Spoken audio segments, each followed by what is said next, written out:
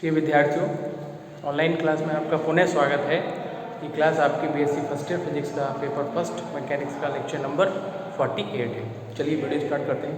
इससे पहले वीडियो में हमने सामान्य द्रव्यमान को स्टडी किया था, थोड़ा सा देख लें।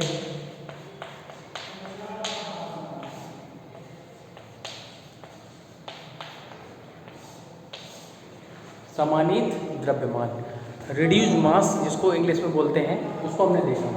उसमें एक हमने छोटा सा क्वेश्चन लिया था कि हाइड्रोजन परमाणु का सामान्यित द्रव्यमान कितना होगा। वो कुछ हमने किया था सॉल्व, और बाकी हमने आपको घर से करने के लिए बोल दिया था कि केस फर्स्ट के अकॉर्डिंग वो सॉल्व होगा। तो उसमें जो निकलेगा इस प्रकार से था कि ME और MP upon MT plus MP। तो यहाँ से और म्यू बराबर है, उसको आप म्यू H भी लिख सकते हो, H फॉर हाइड्रोजन। तो यहाँ से MP को आप कॉमन लोगे नीचे से, तो MP या ME अपॉन क्या हो जाएगा MP, और उस MP से ये MP कैंसिल हो जाएगा। बाकी जो अपॉन में जो ब्रैकेट आएगा उसको ऊपर ले जाएंगे, दो पद पर में लगाएंगे, कैंसिल हो जाएगा। ME अपॉन MP लगभग 0 के बराबर आता है, 0 के बराबर, ठीक है। तो उसको कैंसिल कर देंगे, तो म्यू H की जो वैल्यू निकल के आएगी आपके पास, और निकल के आती है ME। यानी अगर आपसे कोई पूछता है कि हाइड्रोजन परमाणु का जो सामान्य द्रव्यमान है, हाइड्रोजन परमाणु का जो सामान्य द्रव्यमान किसके बराबर होता है? इलेक्ट्रॉन के द्रव्यमान के बराबर। और मास ऑफ इलेक्ट्रॉन की न्यूमेरिकल वैल्यू क्या होती है? 9.1 × 10⁻31 kg, ठीक है। तो ये आपका आ जाता है, यानी हाइड्रोजन परमाणु का जो सामान्य द्रव्यमान है वो किसके बराबर निकल के आए? इलेक्ट्रॉन के द्रव्यमान के बराबर, ठीक है। ये कंप्लीट कर लेना आप लोग। उसके बाद नेक्स्ट टॉपिक लेके चलते हैं, इसको हटा दो।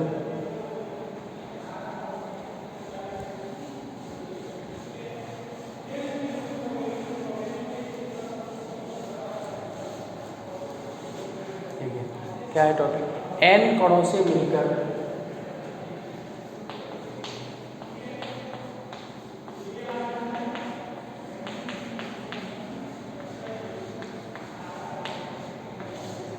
कणों से मिलकर बने निकाय की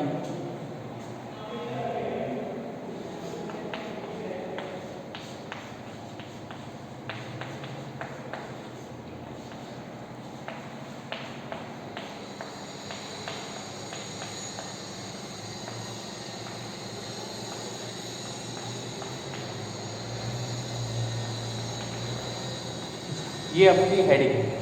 N कणों से मिलकर कोई भी निकाय बना हुआ है, कोई एक रिजिड बॉडी लेंगे, कोई दृढ़ पिंड ले लिया जो N कणों से मिलकर बना हुआ है, उसके लिए क्या ज्ञात करनी है? काइनेटिक एनर्जी, ठीक है। चलिए देखते हैं इसको, डायग्राम बना लें पहले इसको।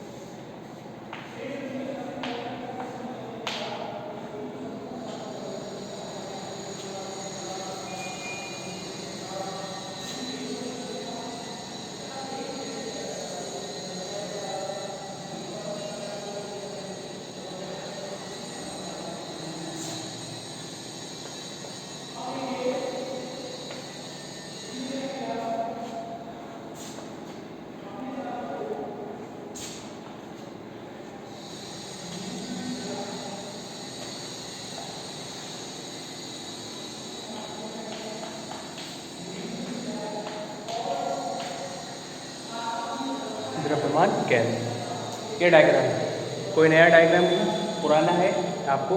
अब कई बार आपने इसको बनाया। एक रिजिड बॉडी ले ली, N पार्टिकल से मिलकर बनी है। B पॉइंट इसका सेंटर ऑफ मास है, द्रव्यमान केंद्र है। A पॉइंट पर कोई आईवा कण, आईवा पार्टिकल रखा हुआ है, कहाँ पर? A पॉइंट पर। मूल बिंदु O से आईवे कण का जो पोजीशन वेक्टर है RI, I सफिक्स में RI वेक्टर, और द्रव्यमान केंद्र का RCM वेक्टर, और इस आई वे कण का द्रव्यमान केंद्र के सापेक्ष जो स्थिति सदिश है वो आर आई वेक्टर डैश यानी आर आई डैश वेक्टर है, ठीक है ये वाला, और बाकी पिंड बना हुआ है, ठीक है। तो लिख लें, इसकी थ्योरी लिखते हैं। माना एक निकाय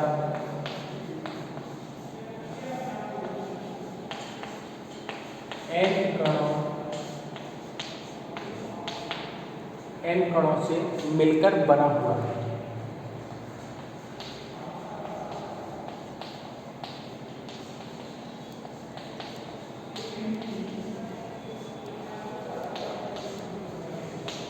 एन कणों से मिलकर बना हुआ है जिनके द्रव्यमान क्रमशः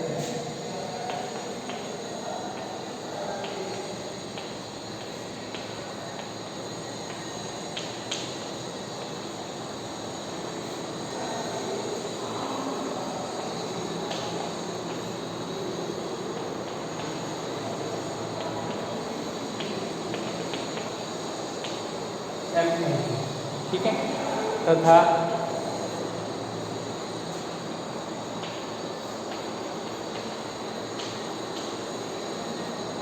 स्थिति सदिश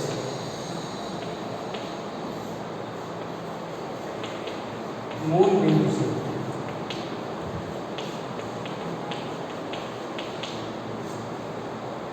मूल बिंदु O से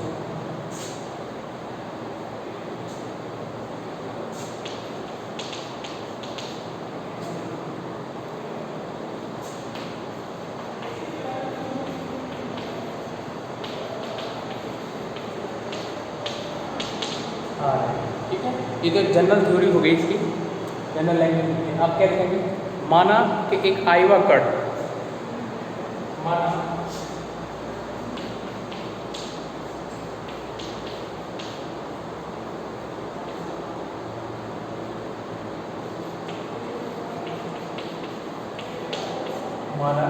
एक आयवा कण,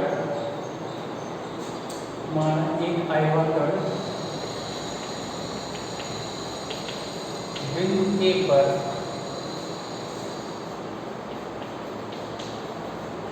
स्थित है, जिसका द्रव्यमान mi तथा, देखो हम ये मान के चलेंगे कि ये जो बॉडी है, जो निकाय है, वो क्या गति कर रहा है, ठीक है। उस केस की हम बात कर रहे हैं। तो जिसका द्रव्यमान mi तथा वेग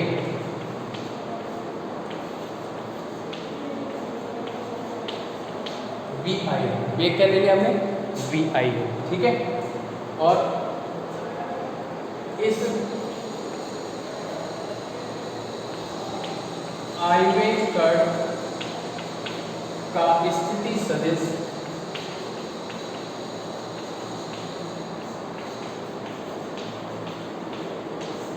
इस आयवे कण का स्थिति सदिश मूल बिंदु के सापेक्ष तो आर आई वेक्टर है और द्रव्यमान केंद्र के सापेक्ष क्या है? आर आई डैश वेक्टर है, ठीक है। स्थिति सदिश मूल बिंदु के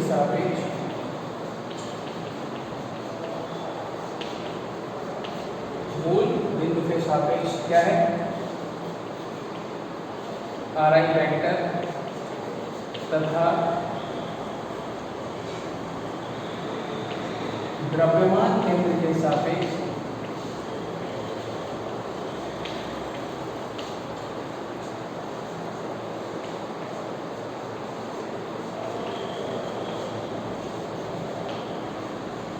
आर आई डैश वेक्टर है।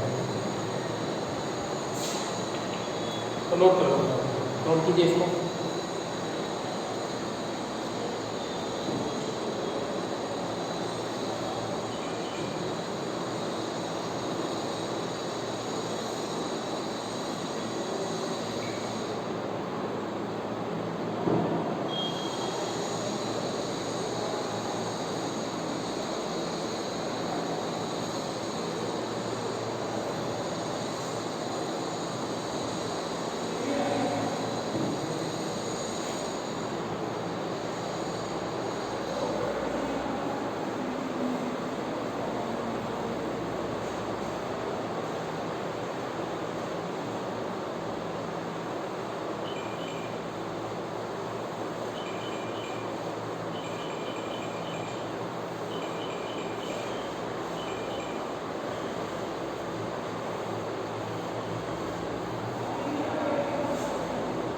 ठीक है, चित्र के बारे में लिख लिया।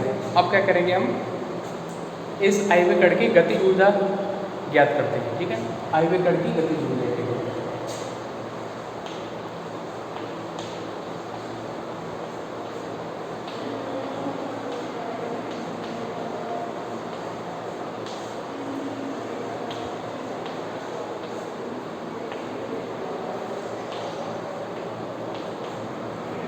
ई आई, कैपिटल ई सफिक्स में आई। ठीक है, क्या है,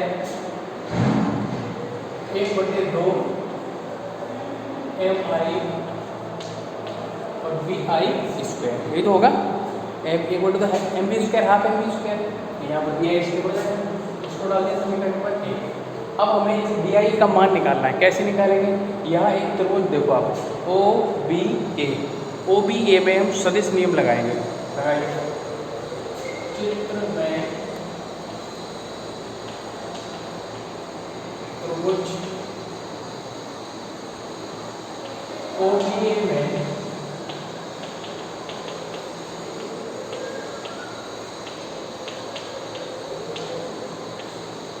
में सदिश नियम लगाने पर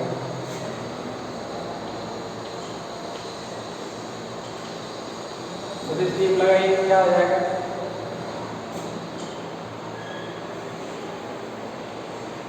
RCM plus RI dash plus RI, ये लग गया। RI को पहले लिख लो,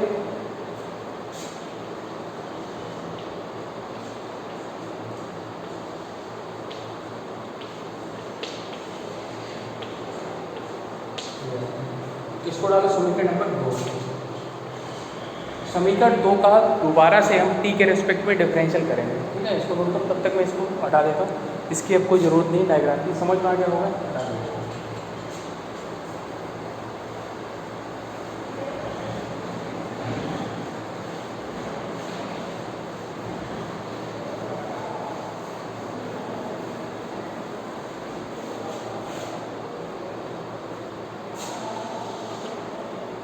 समीकरण 2 का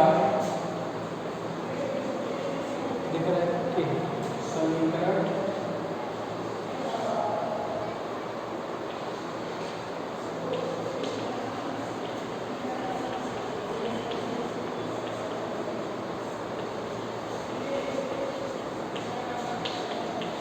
t के सापेक्ष अवकलन करने पर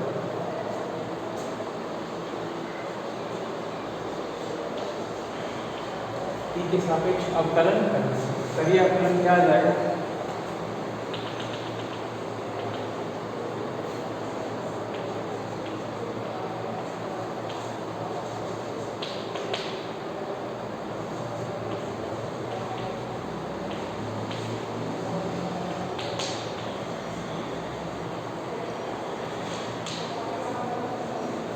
ये आ जाएगा।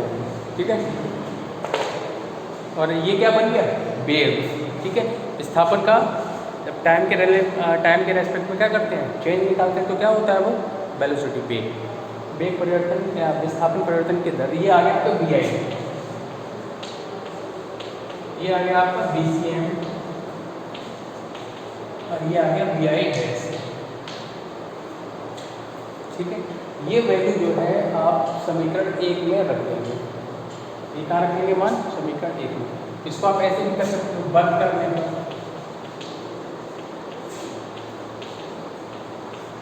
वर्ग इसका करेंगे तो क्या आ जाएगा,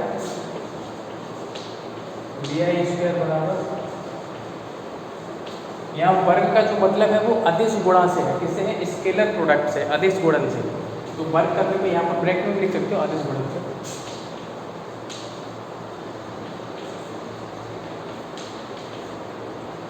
VCM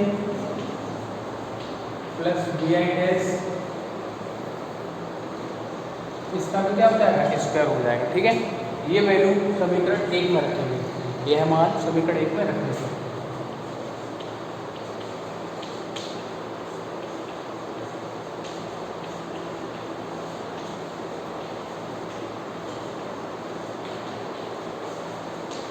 ये मान समीकरण 1 में, चलो नोट कर लो, उसके बाद करते हैं।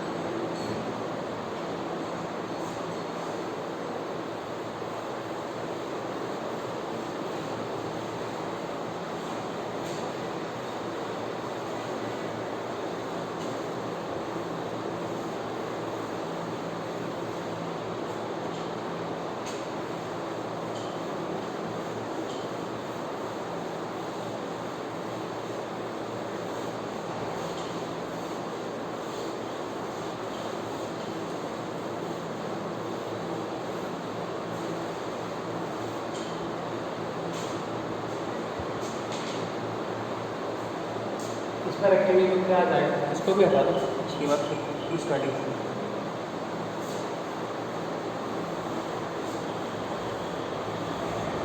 देखिए। चलिए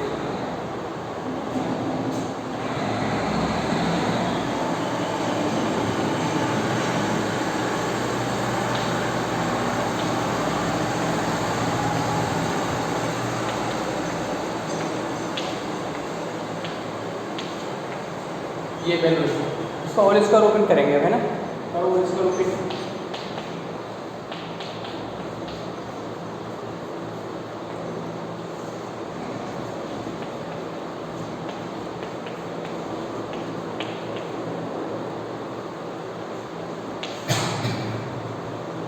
बी आई डैश स्क्वायर, यहाँ पर थोड़ा कंफ्यूज मत होना, बी आई और स्क्वायर और डैश हो रहा है, पावर मत समझ लेना, इसको डैश का स्क्वायर है, ठीक है। ब्रैकेट कहाँ से आ गया,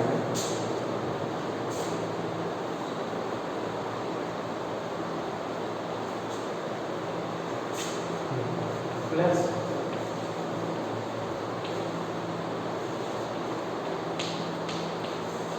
ये आ गया, ठीक है। होल स्क्वायर खोल दिया इसका। अब इस पूरे को मल्टीप्लाई यानी ब्रैकेट ओपन कर दो, इसका मल्टीप्लाई अंदर कर दीजिए,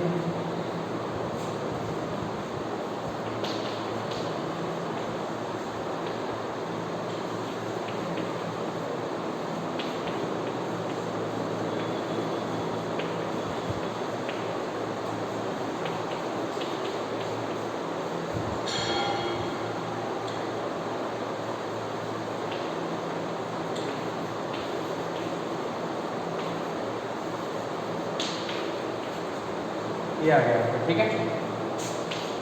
इस 2 से ये 2 कैंसिल हो गया,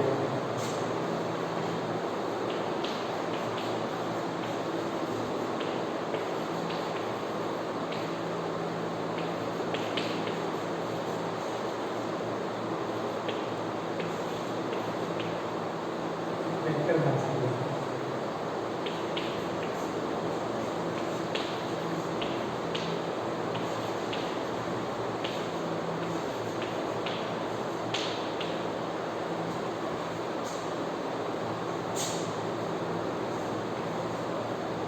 समीकरण कौन सा आएगा, समीकरण आएगा ये शायद समीकरण 1 और 1 तो पता, समीकरण 3 आएगा, समीकरण 3, ठीक है। थोड़ा समीकरण नंबर 3। अब देखो जरा, द्रव्यमान केंद्र की परिभाषा के अनुसार ये वाला जो स्टेप होगा वो होगा 0। कैसे, ये स्टेप क्या होता है कि ये जो बी आई डैश वेक्टर है, इसको आप अगर इस प्रकार से लिखेंगे, इधर समझिए, ऐसे लिख सकते हैं, वही तो बात है ना। तो ये जो वैल्यू है आपको पता है कौन सी वैल्यू है, आयव्य कण की द्रव्यमान केंद्र के सापेक्ष जो डिस्टेंस विस्थापन है वो है ये। और मैं आपको बताया दृढ़ पिंड में ये जो वैल्यू होती है कैसी होती है, कम होती है, ठीक है। तो इस कारण ये जो वैल्यू है यहाँ पर स्टेप 0 हो जाएगा। अब आप ये कहोगे कि इसमें भी 0 होना चाहिए, इसमें नहीं होना चाहिए, क्योंकि इसमें क्या है, द्रव्यमान केंद्र की बात नहीं हो रही है, ये अपने आप में ये भी छोटा पार्टिकल है जो आयव्य कण का द्रव्यमान है, और ये वो छोटी दूरी है, यानी कि ये पार्ट क्या है, छोटा है, लेकिन यहाँ इसको द्रव्यमान केंद्र के सापेक्ष मापा जा रहा है। किसके सापेक्ष, द्रव्यमान केंद्र के सापेक्ष, इसलिए ये स्टेप क्या हो जाएगा, 0। अब इसके संबंध में जो थ्योरी होती है वो क्या होती है, वो मैं लिख रहा हूँ यहाँ पर, देखिए, द्रव्यमान केंद्र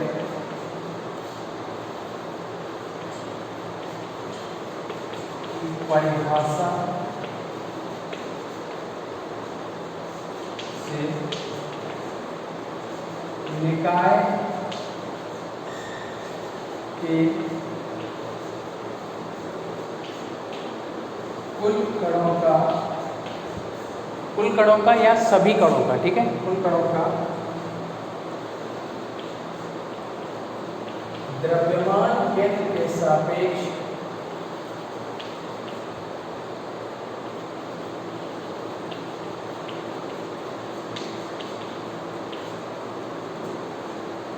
द्रव्यमान केंद्र के सापेक्ष द्रव्यमानों का,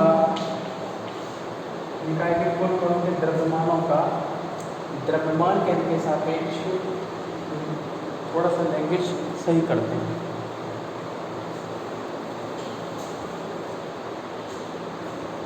निकाय के कुल कणों के द्रव्यमानों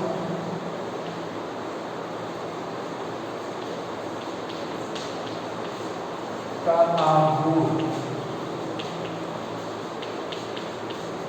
आघूर्ण द्रव्यमान केंद्र के सापेक्ष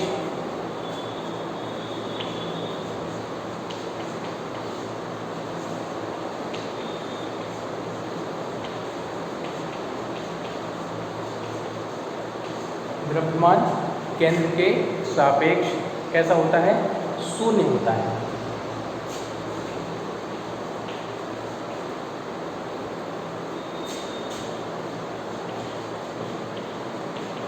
इसको नोट करो, है ना, इसके बाद फिर आगे चलते हैं।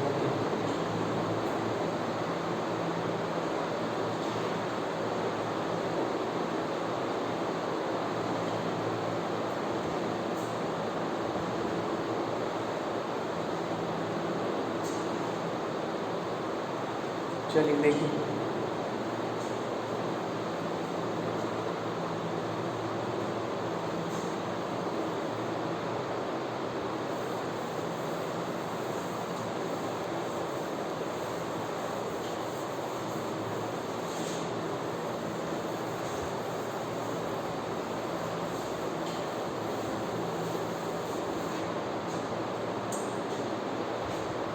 ये स्टेप क्या हो जाएगा? 0।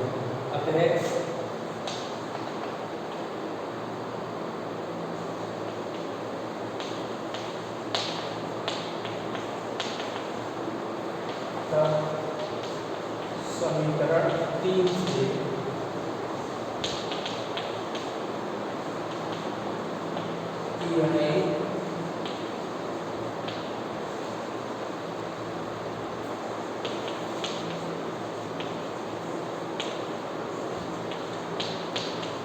ये बचा, इसको मिटा दो नीचे से।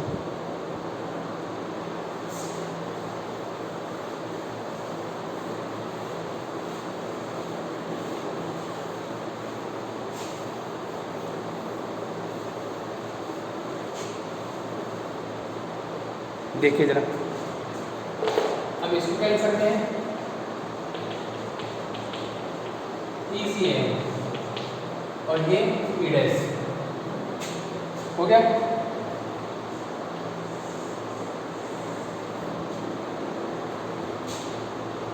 इसमें RTI डैश, ये संपूर्ण निकाय के लिए क्या होगा? अभी इसको एक लाइन और रुको, एक सेकेंड, इसको अभी मत लिखो। अभी यहाँ पर देखो, पूर्ण निकाय के लिए या संपूर्ण पिंड के लिए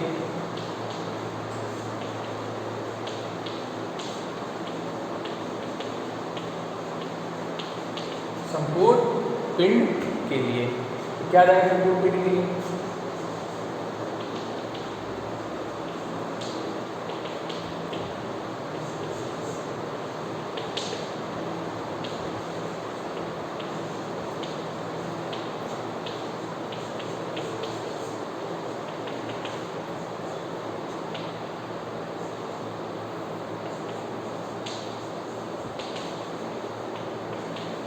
ये आ जाएगा।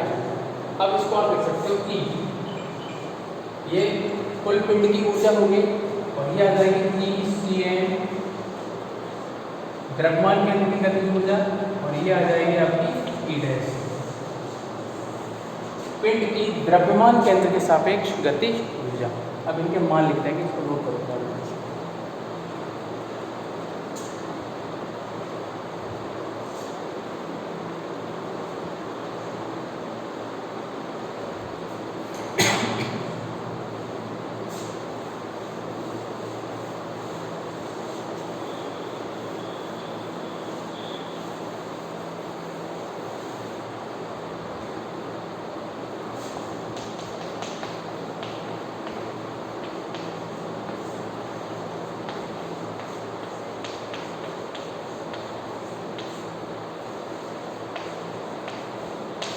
निकाय की गतिज ऊर्जा ECM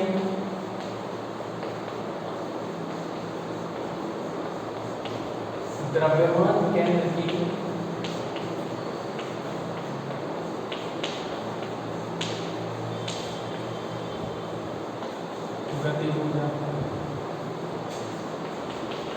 ई डैश निकाय की द्रव्यमान केंद्र के सापेक्ष गति ऊर्जा।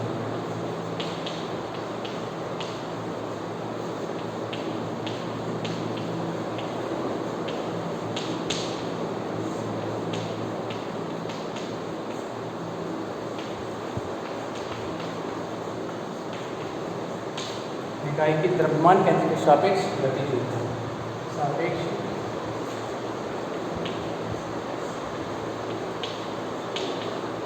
गति। ठीक है, अब इसमें एक चीज और क्लियर हो जाती है, क्या ये भी तो लिख सकते हो कि निकाय की जो गति ऊर्जा होती है वो द्रव्यमान केंद्र की गति ऊर्जा तथा निकाय की द्रव्यमान केंद्र के सापेक्ष गति ऊर्जा के योगफल के बराबर होती है। उसको भी लिख लीजिए। स्पष्ट है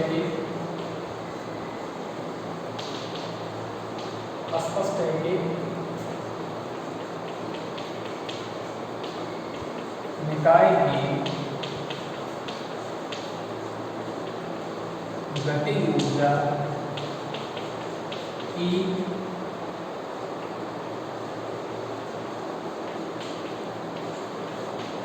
द्रव्यमान केंद्र की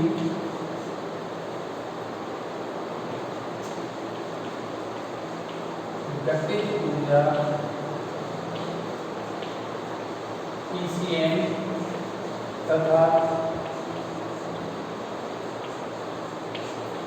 निकाय की द्रव्यमान केंद्र के सापेक्ष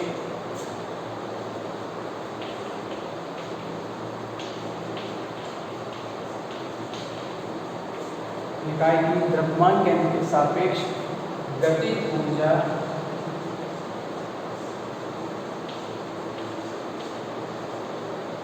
के गति ऊर्जा EI वो E डैश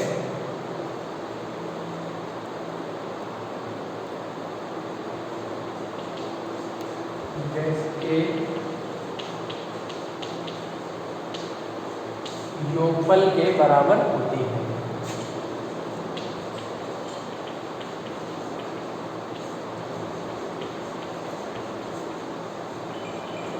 योगफल के बराबर होती है। ठीक है, तो ये हो गया हमारा n कणों से मिलकर बने निकाय की गति ऊर्जा के लिए हम।